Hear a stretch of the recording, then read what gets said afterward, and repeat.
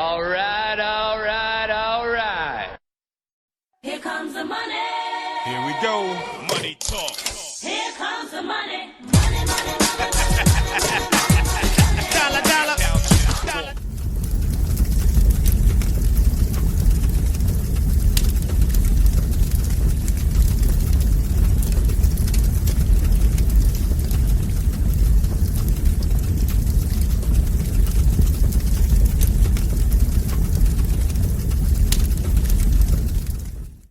All right, all right, all right. Welcome back and welcome.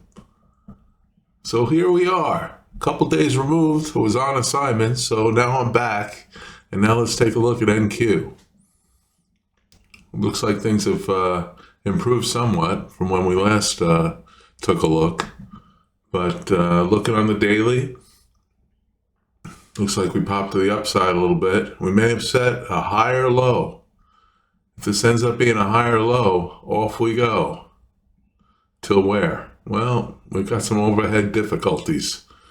We got a descending channel, and we got an overhead 233 EMA. So, but that's a ways off yet. We still can move to the upside. And there's some positive news in the market, so that always helps. And looking on the 30-minute, we essentially have a breakout. But what happened? We broke out above the 61.8, and at some point, plus we have a gap. So at some point, we're going to have to fill the gap, and we're going to have to touch back on the 61.8. But that's at some point. Looks like this morning it's going up. So we shall see what we shall see. But that's NQ in a nutshell. Looking at the anchor momentum on the 30, looks pretty good. Had that initial shot. It's since settled down. Backfill, it's got some structure at least. It's just not going to the moon. And on the daily, we're still underwater. But that's okay. As long as we're higher than the lows that we had, we're in good shape. I mean, as good as can be. So we shall see. So that's NQ.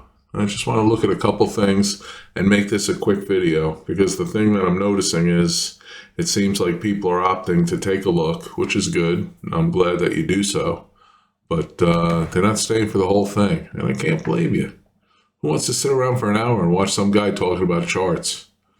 So if I cut this down and really try and focus in on what's, at least to me, the most important aspect of things, you can always look further at some point further on down the road. But for now, maybe over the weekend or something, I can do an hour and do a little more in-depth look. But during the trading week, I'll stick to, I don't even know. We'll see what this ends up being. And that'll be what it is. Okay, so we got NQ. I want to take a look at gold.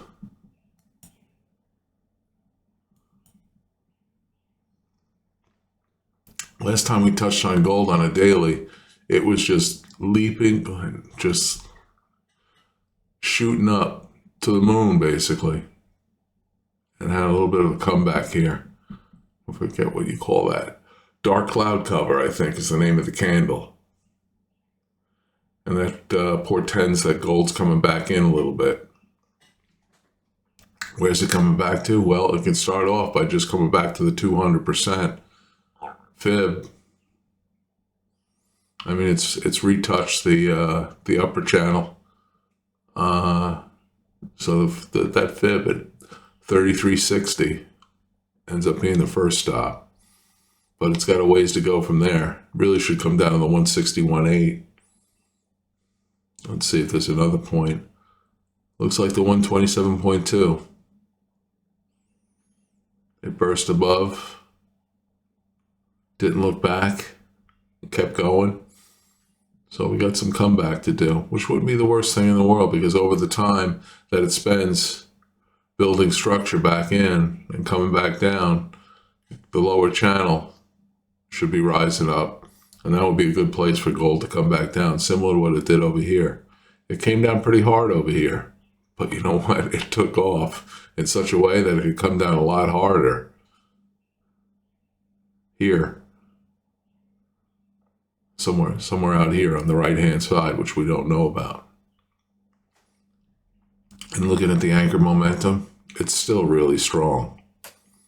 So it's not like the people that have jumped into gold are going to be disappointed.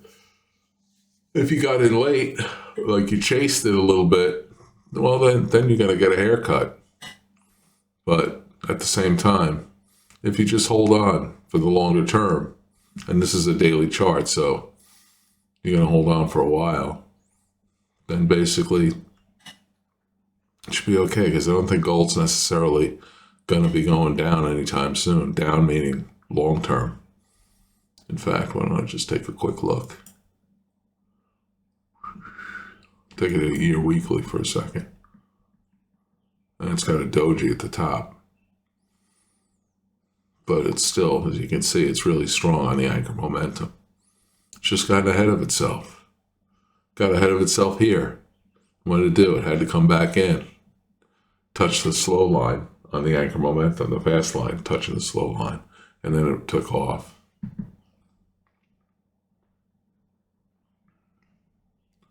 So we'll just go out to a month for a sec.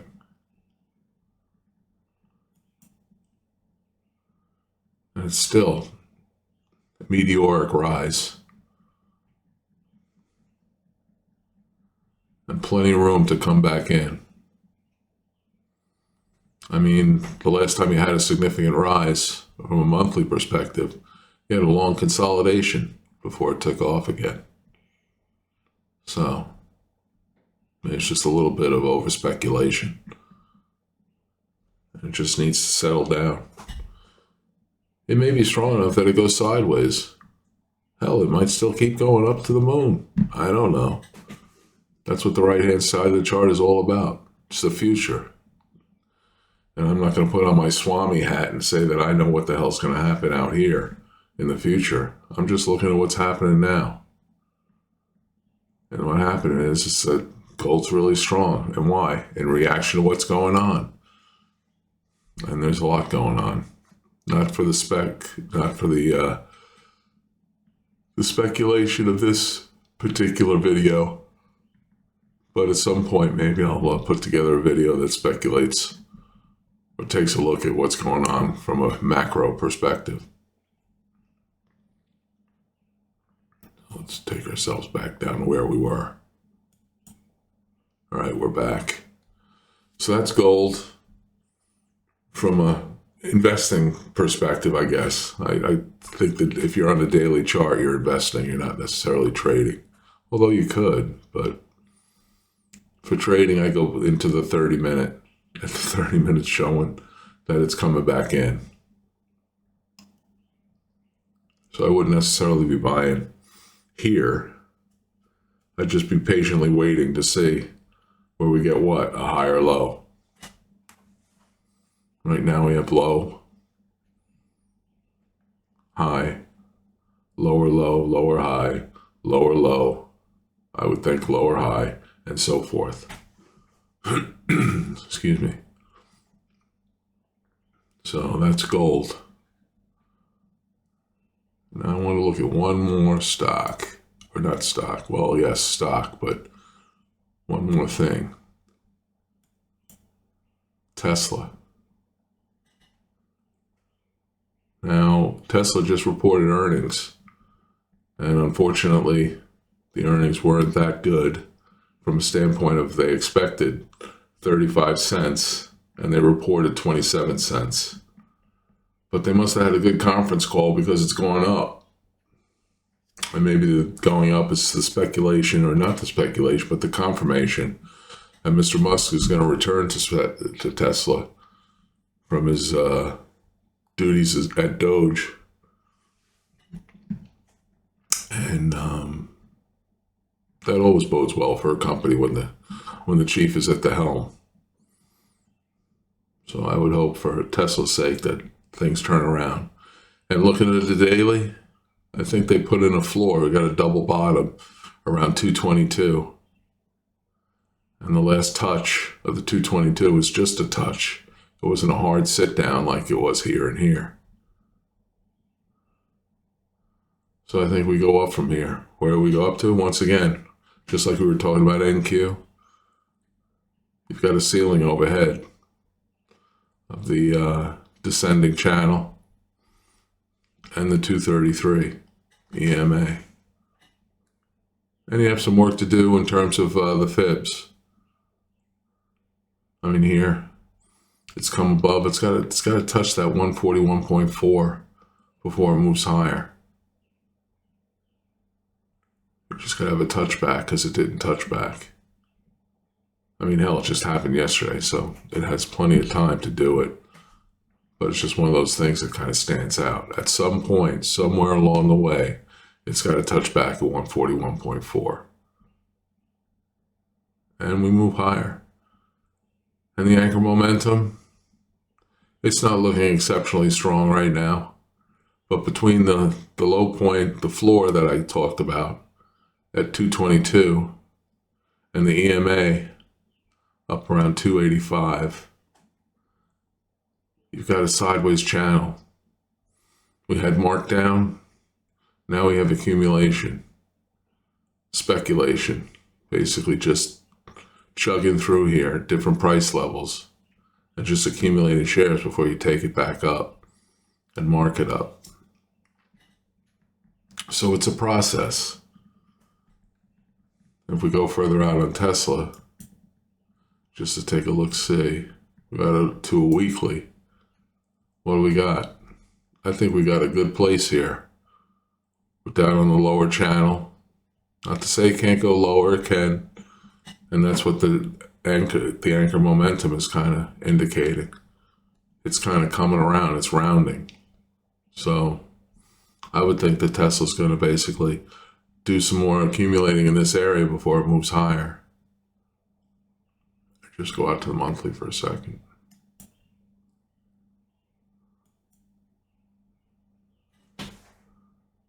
Now the monthly showing, to me, it's showing a lot of consolidation after a tremendous rise here. I mean, it just took a phenomenal run. So it's trying to find its way, basing. And what is it showing me? It's showing me higher low, higher low, higher low, higher low. And here's the floor that I put in on a monthly. So there's that. Does it necessarily mean that it's a floor?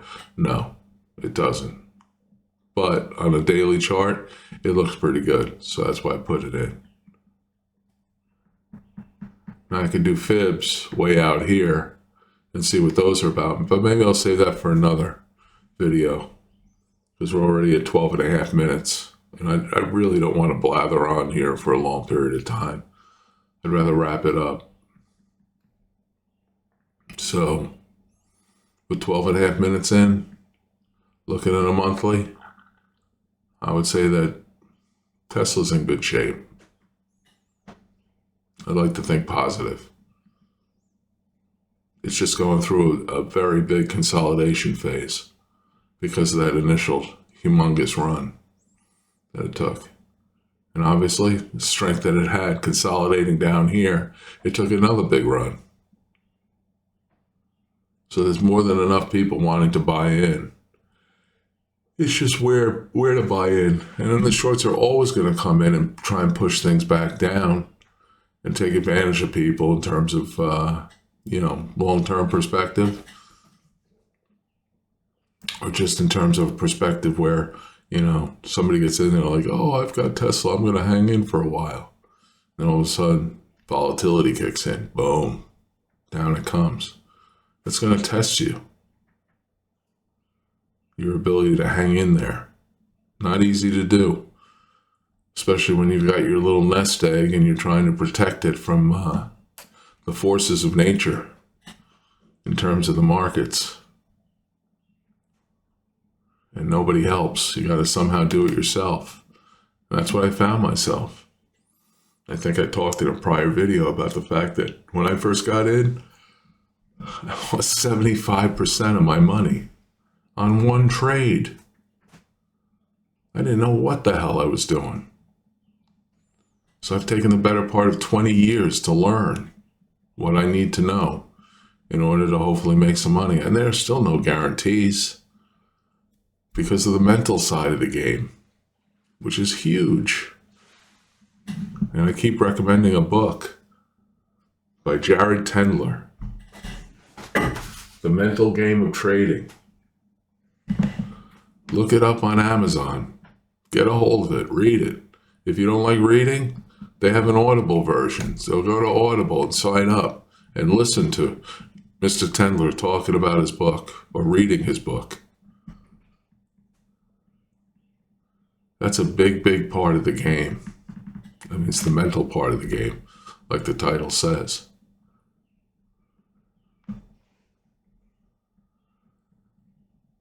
So let's go back down to the daily.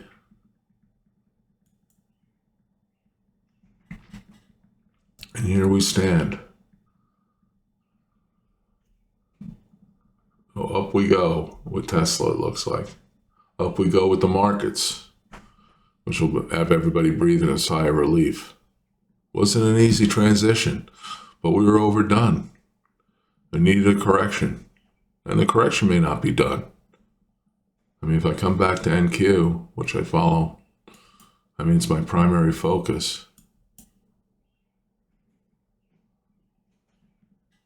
On a 3-month daily, the overall momentum, the overall of the market itself, it's coming down.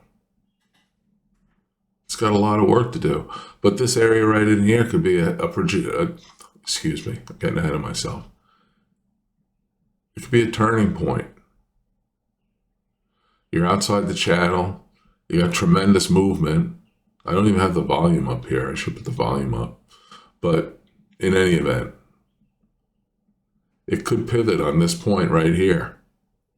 This downward channel based upon upward movement could start flattening out and then turning and going higher. And that's being positive. And I'd rather be positive. I don't necessarily want to be negative, but I don't want to lose sight of the negative. So we got to see what happens. And you know what? I am gonna quickly,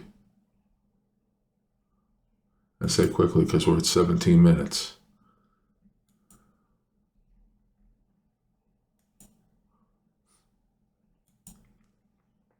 Okay, what do we got? First of all, you have major negative volume. I guess you could say it's selling volume here. So this ends up being capitulation of sorts here. I mean, you got a positive move back to the upside, but it failed and it came back down. And then you got basically a jump because of the excitement of, oh, we're going up. And you did go up, but you had to come back down first and what? Retest the lows. Maybe to get as low as the prior low here.